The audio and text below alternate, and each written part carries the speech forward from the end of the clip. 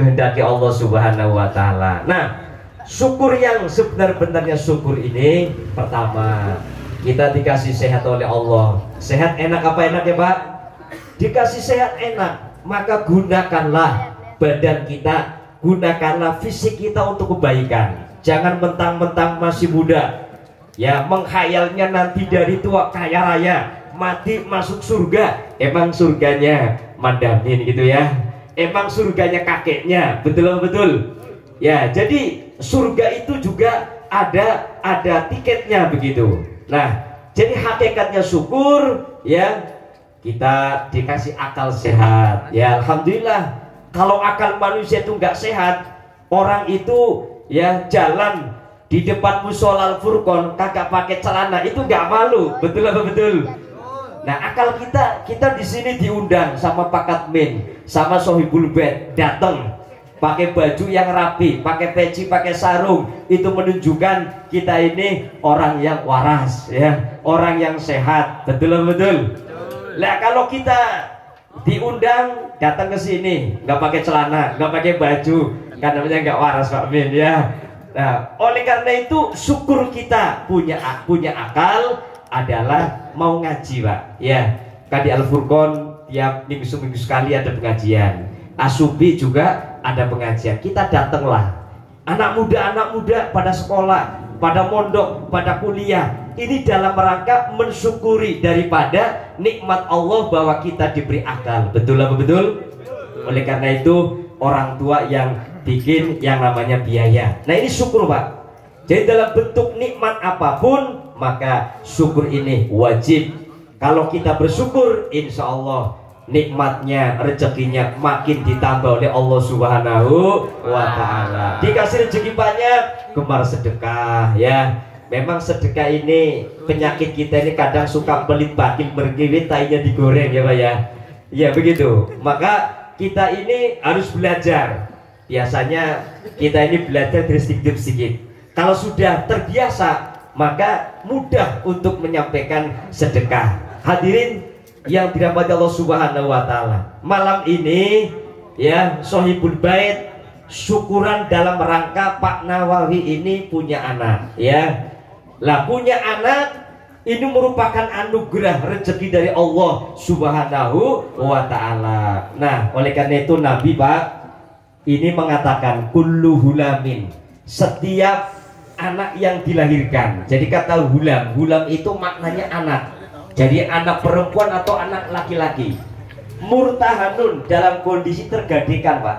Biakikotihi, ketika belum bayar akekah. Jadi kalau kita belum diakekahkan, ini semata-mata orang tua kita ini ya masih punya tanggungan tebusan kepada Allah, andaikan mampu gitu Pak. Ya. Nah, jadi setiap Allah memberikan rezeki berupa anak, maka Allah menganjurkan orang tuanya untuk mengakikahkan. Sampai kapan Kiai, sampai kapan Ustadz akikah itu dianjurkan? Hukum akikah sendiri Pak, sunnah muakkadah. Sunnah sih sunnah, tetapi muakkadah itu sangat ditekankan. Berarti penting. Ada apa di balik sunnah muakkadah ini? Ada apa di balik hukum daripada yang sangat penting ini? Nanti berikutnya akan dijabarkan. Nah, akikoh ini Pak, untuk laki-laki ya, kalau anak kita laki-laki nih, kayak anaknya Pak Nawawi kan rapat laki ya Pak ya. Nah, ini disunahkan menyembelih kambing 2. Kalau perempuan menyembelih kambing 1. Saking pentingnya akikah Pak, dalam kitab Buhyatul Murtasyidin ada ulama yang ngomong begini, hei bapak-bapak, ibu-ibu ya, kalau anda punya anak, karena Rasul mengatakan bahwa akikah itu sunnah muakkadah, akikah itu penting. Andaikan kamu punya anak kemudian saat itu nggak punya kambing, menyembelih itik, menyembelih ayam juga kagak apa-apa. Tapi jangan undang orang ratusan kayak begini ya. Yang disembelih ayam jago, yang diundang orang 100 ya gak cukup hadir ya.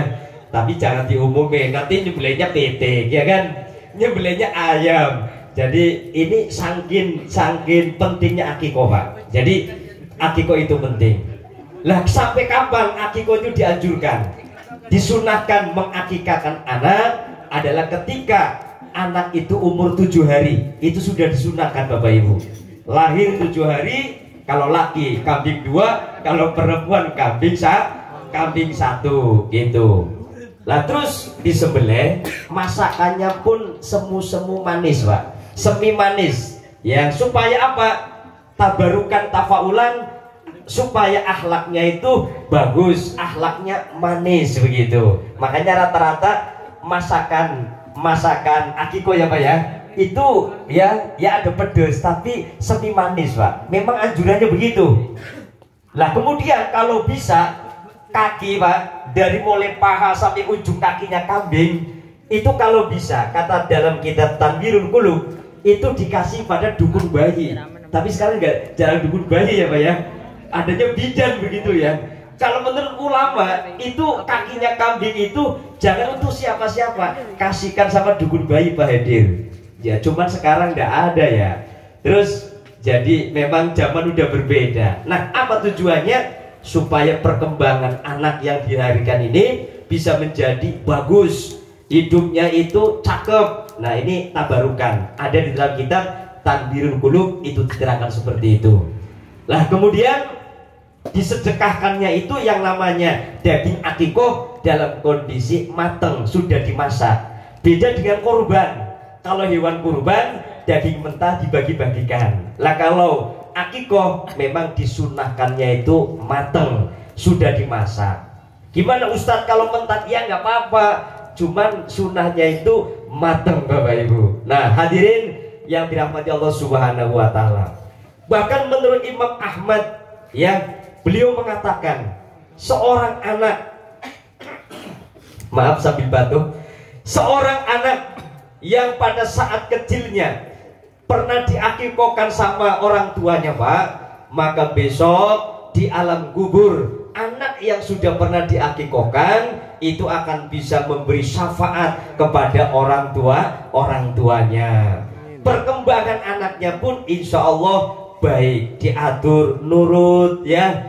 Kemudian anaknya juga sehat, itu faedah-faedah daripada akikoh Pak. Oleh karena itu umpama nih kita ini yang udah tua, umpama umur 50-60, Ustadz saya ini dulu pada waktu lahir kata orang tua kita belum pernah diakikoi, apakah boleh di umur 60-70 akikoh? Boleh ya, cuman kebolehan ini anjurannya dia sendiri. Jadi disunahkannya orang tua, sunnah muakkadah, mengakikahkan anaknya itu pada saat baru lahir sampai balik Pak ya, sampai balik. Kalau laki-laki dengan umur 15, perempuan juga demikian. Tapi kalau standarnya haid atau keluar air mani, ya pakai itu nggak apa-apa, yang penting sampai balik.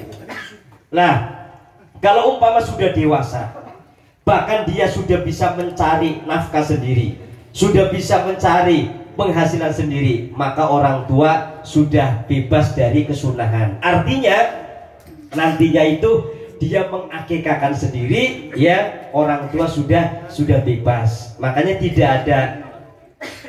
tidak ada kesunahan muakkadah ketika pada saat anak itu pada saat usia awal sehingga usia balik ini orang tua nggak mampu. Nah apalagi ini sunnah muakkadah. Tetapi bagi dirinya sampai kapanpun, dimana dia dikasih sehat panjang umur, andaikan mampunya di umur 70, ya dianjurkan 70 tahun nggak apa-apa akikoh gitu ya. Tapi nanti mulutnya nggak usah dikasih madu Satu Riyadi ya. Kalau tadi umpama ya umpama umur 70 tahun ya diakikahkan Pak Min ya, ya Nabi salam alaika ya kan. Lah umur 70 tahun dikasih madu dicetaki gitu ya. Ya nggak usah pakai begitu. Iya. Betul. Iya ya, cukup rambutnya aja. Malah rambutnya Pak sebenarnya itu gini, rambut yang dipotong tadi ya, ini kalau orang tua punya rezeki itu ditimbang berapa gram gitu ya, ditukar pakai emas, emasnya juga disedekahkan kalau ada rezekinya begitu. Nah setelah itu apa urutannya? Melahirkan, kemudian mengakikahkan, kemudian memberi nama. Nah ini Ananda sudah dikasih nama Rafa. Rafa itu artinya luhur. Rafa itu artinya orang yang mulia. Mudah-mudahan Ananda jadi anak yang mulia. Amin ya robbal alamin. Karena orang membuat nama itu penting Pak. Ya. Jadi hukum membuat nama itu ada 3 Pak. Ada sunnah, ada makruh, ada haram. Sunnah itu kalau menggunakan kata-kata yang maknanya baik, apalagi menggunakan bahasa Arab ya. Jadi nama itu yang bagus pakai bahasa Arab. Kata ulama besok di akhirat panggilan hisabnya paling pertama. Lah kalau Pak Marjo gimana ini? Iya kan? Iya. Ya tapi Pak Marjo artinya bagus. Beda dengan Pengki Mama kan. Lah kalau namanya Pengki jadi presiden Pengki mau pidato kan gitu. Jelek Pak ya. Nah yang bagus kalau kasih nama ya kan, namanya Rafa bagus nih ya. Namanya siapa lagi? Ali Suryadi. Ali artinya luhur ini ya. Suryadi, surya matahari ya Pak Ali ya. Bagus ya kan. Lah ini sunahnya Pak. Sunahnya Pak, namanya maknanya bagus. Yang kedua berbahasa Arab. Andai kan nggak pakai bahasa Arab, yang penting artinya bagus. Jangan dikasih nama Klede gitu kan. Ya, atau namanya siapalah ya yang kira-kira jelek gitu ya. Nah, ini sunahnya begitu Pak. Ya, yang kedua memberi nama hukumnya makruh. Ya, makruh ini ketika menggunakan nama ya contohnya yang tidak pas. Abdun Nabi, hamba Nabi, itu makruh. Ya. Lah ada yang haram Pak, ketika nama Abdun disandarkan bukan kepada nama-nama Allah. Ya, dalam kitab Tanwirul Qulub dicontohkan Abdul Ka'bah, hamba Ka'bah, itu haram Pak. Apalagi contohnya Abdul Kerbo namanya ya, hamba Kerbo, ya haram lagi kan, lebih-lebih. Ya, pokoknya kalau Abdul Rahman, Abdul Rahim ya. Iya, terus Abdul Mukti, ya, Abdul Malik, Asmaul Husna. Jadi Asmaul Husna itu 9 nama-nama Allah Subhanahu wa taala pakai Abdul. Itu sunnah ya. Abdul Malik, Abdul Rahman, Abdul itu yang cakep-cakep ya. Nah, jadi sunnahnya yang bagus-bagus. Nah, kalau yang salah penyandarannya itu bisa haram Pak. Ada lagi ya contohnya Pak. Nama Rohman, kemudian idofahnya sandarnya itu pakai nih Rohmani. Rohman kan Allah sebenarnya. Ya berarti Rohmani Allahku gitu ya. Ya ada orang namanya Rohmani Allahku yang maha pengasih ya kan. Nah ini salah gitu. Ya kalau Rohman ya Rohman, mungkin Rohmanuddin namanya ya, masih mending gitu. Abdul Rahman yang tepat gitu. Jadi memberi nama itu ya harus yang betul. Umpamanya dikasih nama mentang-mentang bahasa Arab ya Jahanam gitu kan. Jadi namanya Jahanam, Mas Jahanam gitu kan. Ya ini jadi makruh, ini makruh karena Jahanam kan jelek. Nama adalah doa ya, nama adalah doa. Berarti mendoakan supaya anaknya itu jadi anak yang baik seperti itu ya. Kemudian kalau Ibrahim jadi Bram masih mending ya. Nah nama-nama Nabi tidak apa-apa karena tabarukan tafaulan, ngikut-ngikut nama-nama Nabi supaya orangnya pun akhlaknya kayak Nabi. Nabi Haidir mamanya ya. Haidir ini Nabi yang sampai detik ini masih hidup Pak ya. Nah karena beliau ini sebenarnya itu beliau ada di dekat laut gitu. Kalau kita rialat, kalau kita puasa itu bisa ketemu beliau ya. Tapi kalau mintanya apa jangan salah gitu ya. Kalau mintanya harta dikepret kayak gitu, ditempeleng ya. Kalau minta ridho Allah, insya Allah jadi orang sukses gitu. Hadirin yang dirahmati Allah Subhanahu wa taala ya. Jadi penting memberikan nama. Boleh nama selain berbahasa Arab, tapi yang penting maknanya bagus. Apa berbahasa Jawa, berbahasa Sunda, berbahasa Betawi ya, bahasa Sumatera. Yang penting nama itu namanya bagus.